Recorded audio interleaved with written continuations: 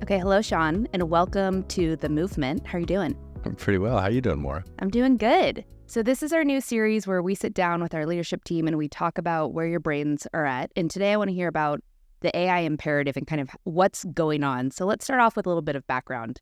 Tell me about yourself, your experience in the SaaS industry, and what you're seeing kind of from a macro level right now. Sure. I've been in enterprise software for 25 years. I actually started when software was on-prem, lived through the cloud movement, the mobile movement, and now we're moving into the AI era. And I think you'd have to be under a rock to not feel like the urgency and the excitement and the enthusiasm and about like what's becoming available to us from AI. Yeah, it's a big shift that's happening, and I want to hear a little bit about your experience in the cloud era specifically. I feel like you've seen this movie before where there's a ton of rapid change, although the AI era is happening even faster than kind of what happened with cloud. But take me back to your experience at Salesforce when you were one of the leaders at Salesforce. That's where you and I met and we were working together, and you were kind of bringing this vision of cloud to all of the customers. What was that like? What did you see? Tell me more about it. Yeah. I mean, it's different, but there are some similarities.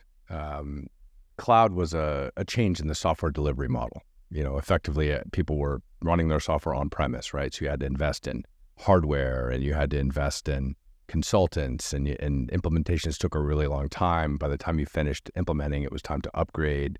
And I lived in that world. I was a consultant. My first company was acquired by Salesforce, and my introduction to cloud was actually from my other co-founder, Craig Schwenzer. He recruited me into a company called Grand Central Communications. And I remember the first day I walked in and I said, hey, I got to get my hands on the software. Where are the CDs? Like, I need to install it. I probably need to install some drivers and Sun Cluster and all these things. And he was like, no.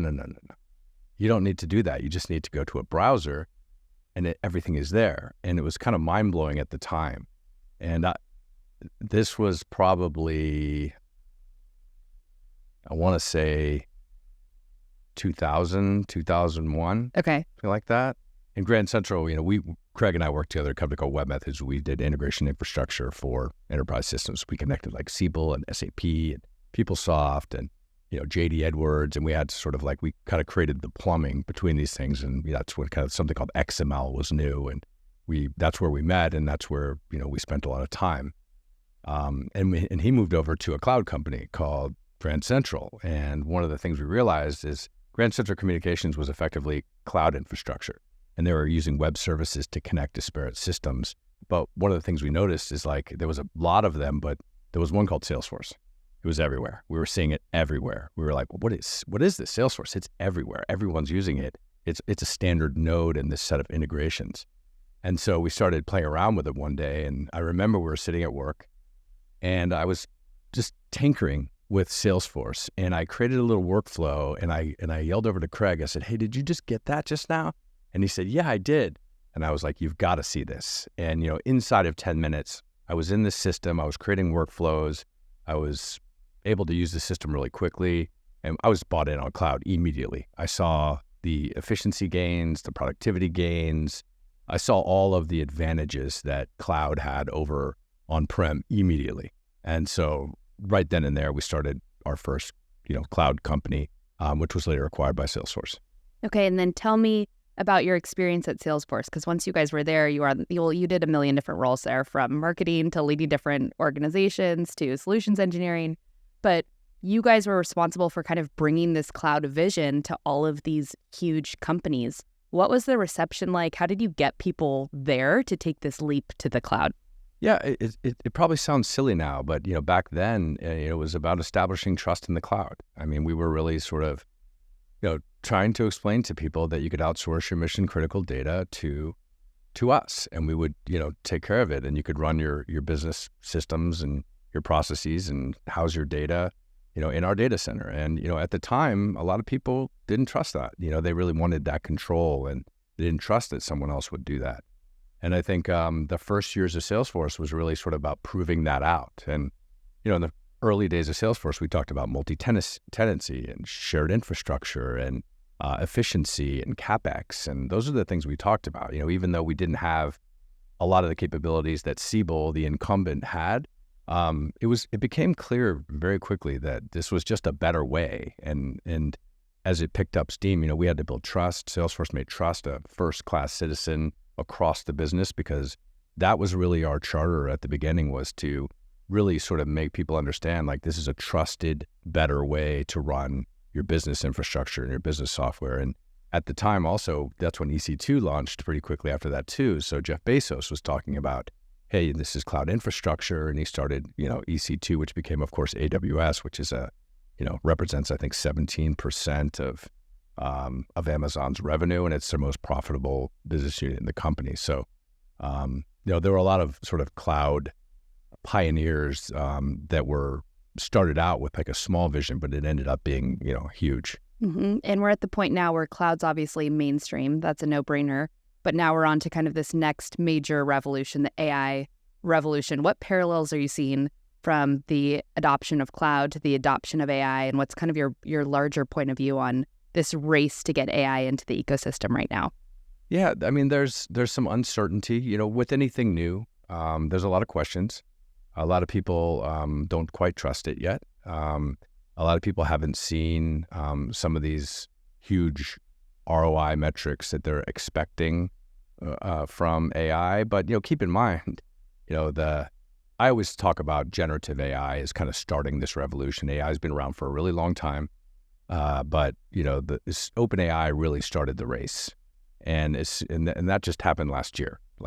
It's funny to think that just happened last year. It's like dog years, the AI, exactly, everything. Exactly. It seems like a decade ago that happened. So I think about foundation models and LLMs as making AI very accessible to people. And, we're in the first step of a marathon. Like, if this is a marathon, we're in the first step. So it's very early days. And, I think people are, still educating themselves. I think that they're preparing because they know that it's coming. But I think they're trying to pick their spots to see where is this applicable in my business, and they also want to see security information. They want to understand transparency. They want citations. They want to know how it works. They want to know that their data is safe and it's not being shared with these models. So I think there's still a lot of sort of education happening. But I think everybody knows that the efficiency gains, the productivity gains, and the capabilities afforded to us by AI are going to be extraordinary. And I think everybody understands that. But I think everyone's in a little bit of a different place in terms of how quickly they're going to adopt it. Yeah, and we've talked a lot about the pace at which sales and marketing teams are adopting AI, perhaps in comparison to other areas of the business. How do you think that the go-to-market organization is really going to benefit from AI? We obviously have Piper, our AI SDR. She's meant to supercharge pipeline, boost efficiency. But how do you think sales and marketing are really gonna help improve their businesses from this? Yeah, well, so the first study I saw about this was the promise of generative AI in business and what that means, and how they measured it was the number of language tasks that exist as part of a function, and across all different sort of job functions, they measured sort of the applicability of Gen AI. Correlated to how many language tasks there were in that specific job function. And they called out things like, a legal associate. A legal associate does tons and tons of research. They have to read so much, they have to produce so much documentation. There's broad applicability there, right, to speed that up. For marketers, right, content generation, it's a no-brainer, right? I mean, video and advertising and content and copy, all of this is going to be AI generative. It's very clear. But now people are getting a little bit more sophisticated. And the way that we think about it is we think about the economic implication is maybe the biggest thing.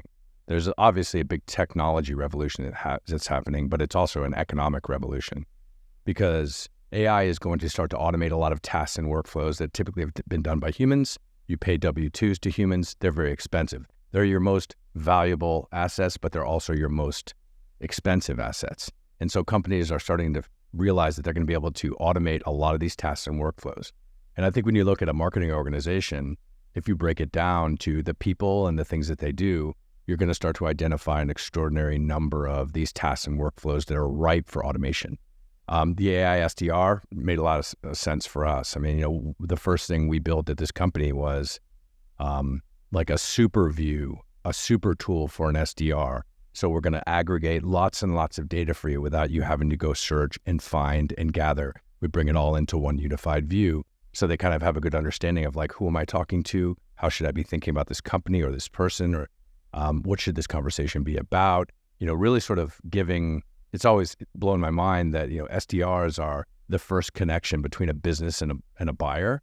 And they're usually very, very early in their career. And that we give them a hammer and a nail, email and calendar, and say, go at it. So we really wanted to sort of revolutionize that and, create superhumans out of these SDRs. So there's a very natural leap for us in terms of all of the data, the workflow automation, all the capabilities we've tried to put in the hands of the SDR to make them a super SDR. It makes perfect sense now that we should be able to create this AI SDR, this agent workforce that performs a lot of the tasks and workflows of the SDR. And I'm curious, because you talk to customers every single day, you talk to CMOs and CROs. What's the reception been to, like, obviously with the generative AI revolution, people could start to wrap their heads around it, but now we're in this whole new era of like AI workers and agents who can do the task of a worker completely autonomously. What's the reception been? Are people on different ends of the spectrum with how quickly they want to embrace? How are people feeling about this new technology? It's still a little bit all over the place, but the one thing I will say is there's a general acceptance that it's happening, and I think also the C-suite's under immense pressure. If you think about the last several years in business, in 2021, we were all partying, it was all good times and we're growing, zero interest rates. And then you moved into sort of this more recessionary period where companies are really focused on their efficiency metrics and they're really sort of buckling down. And now what we're seeing now is people are really sort of trying to invest in things that are going to provide efficiency and productivity. So that's kind of where the world is right now. So people are starting to experiment with different things. There's a lot of experimental budget out there. But I think people are cautiously optimistic about some areas, and they're investing in pilots. They're doing some experimentation. They're also buttoning up their company. They're doing data preparation. They're forming AI councils. So there's a lot of preparation that's happening. But at the end of the day, I think everyone is pretty bullish. Everyone has a little bit of a different time frame, but I think everyone's kind of starting to move in the same direction. And we talk about this AI imperative. What would your advice be to a CMO who's ready to kind of jump in and embrace some of this new technology, but they might not be sure where to get started? Yeah, look, there's so much content out there already. There's a lot of thought leaders out there talking about it. People are pretty transparent about their experiences. So I would say the first thing you do is go get educated, really. And, the nice thing about, marketing is there's great communities. There's great communities of CMOs. You're a part of a lot of them, Maura. So, I'm sure that like if any CMO had questions about AI SDRs or digital workforce or how we should be thinking about this, you'd be more than happy to talk to them. So I think, talk to your peers, talk to your community. And there's more and more, there's just so many resources out there to sort of get educated. Well, fantastic, Sean. Well, appreciate you sharing your point of view on kind of this AI imperative. I think it's a really exciting time for marketing leaders, for the whole SaaS and B2B industry. So thanks for joining us on The Movement, and I will see you next time. Thanks for having me, Maura.